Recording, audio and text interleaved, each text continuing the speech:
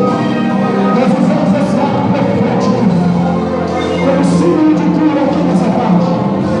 Esse corpo de água, como um remédio que vai entrar no sangue e nas veias, em nome de Jesus. Nós determinamos a cura agora.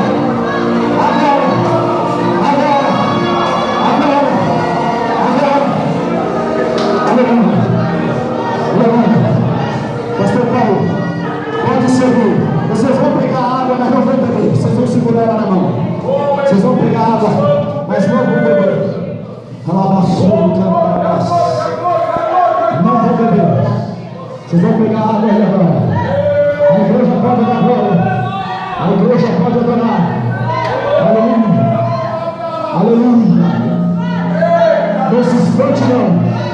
Não fica com medo não. Jesus está no controle de tudo. Após esse ato profético nós vamos fazer aqui um encerramento. Aleluia.